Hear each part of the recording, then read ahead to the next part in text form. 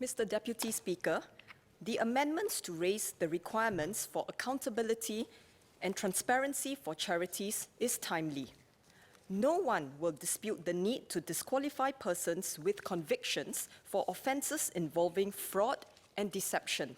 However, I hope the Ministry would take a firmer stance on what I would call soft deceptions, that is, efforts to paint misleading pictures of persons or families in distress by charities or social organizations so as to attract more funding.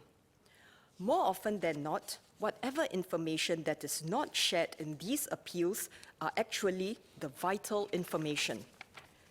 Very one-sided stories about the potential recipients are painted. Potential donors are given the impression that government agencies and existing help groups are not reaching out to assist such families, which may not be the case. This should not be taken lightly for a few reasons.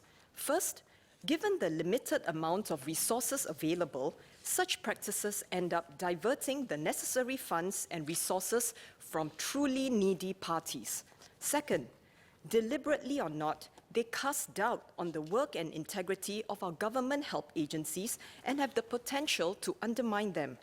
When people do not have faith in our national help network, they will hesitate to approach them for help. This is clearly undesirable, as any delay could push families in distress into disastrous predicaments. Social service organizations are an important and integral part of our help system, but they must be on the same page as the government agencies doing similar work. We must require and enable them to perform the necessary background checks on those they desire to assist.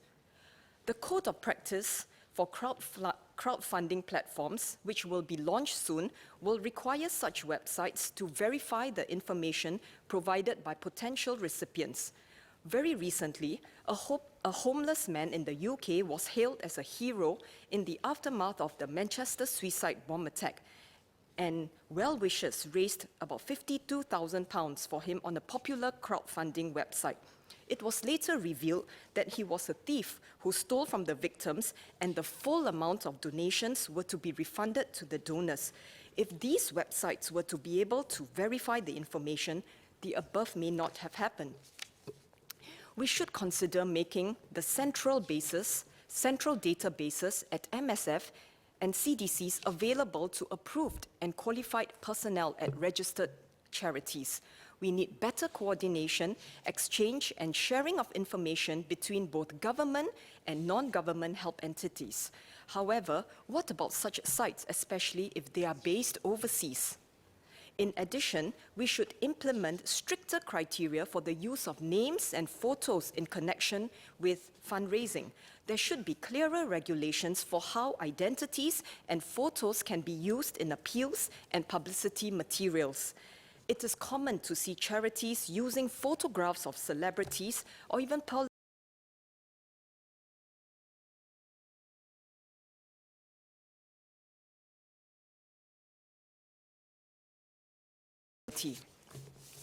Next, to strengthen the governance of our charities and fundraisers, the Commissioner of Charities should be provided with more powers to assist with the running of a charity in distress, particularly when key personnel have been suspended or removed or when they are in the midst of internal tussles.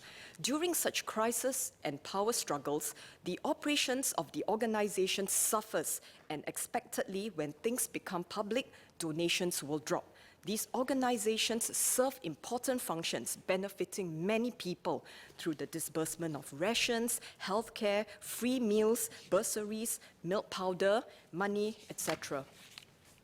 We should have a framework and the resources to help charities experiencing temporary problems to at least continue some of their basic operations so that the people receiving help will not experience any disruptions. There should be time limits imposed on when certain impasse must be resolved, beyond which the government is allowed to step in.